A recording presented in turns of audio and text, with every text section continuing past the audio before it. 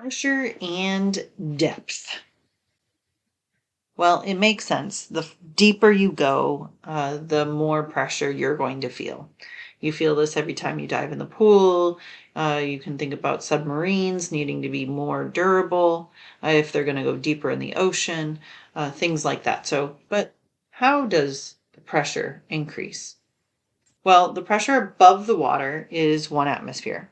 And 1 atmosphere is 101.3 times 10 to the 3 pascals.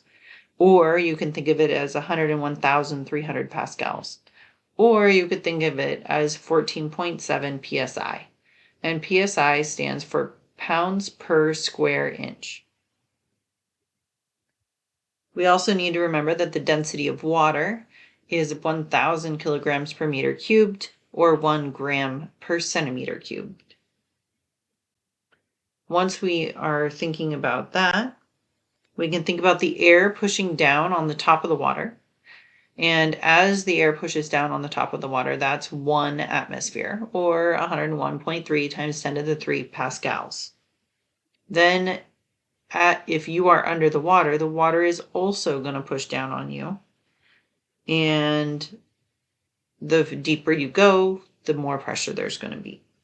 So if I want to know the overall pressure on the scuba diver, I need to think about the air pushing down, which is P naught, and the water pushing down, which is rho GH. So rho is our density, G is the gravitational field strength, and H is the height of the water or the depth of the water, or you could also call it delta Y. And we need to keep remembering that 1 atmosphere is always going to be the 101,300 pascals. Then we need to think about gauge pressure versus absolute pressure. So if I have a bike pump and I am pumping up a tire and the gauge on the bike pump says 0, it doesn't actually mean that there is 0 pressure. It just means that there's no extra pressure in the tire versus out of the tire. So that means that the pressure is 1 atmosphere.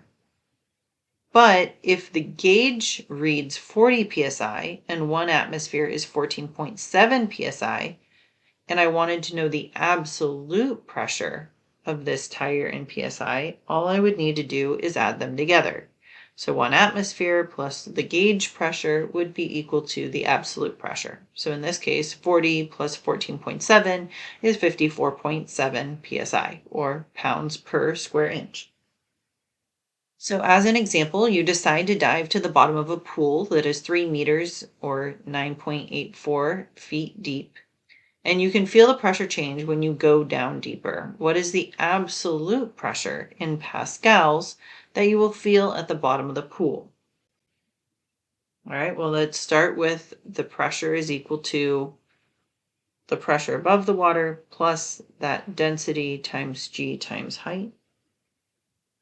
I'm going to rewrite it with all of those numbers. So the pressure above the water, the density of water, which is 1,000 kilograms per meter cubed, G is 9.8, and the height is 3.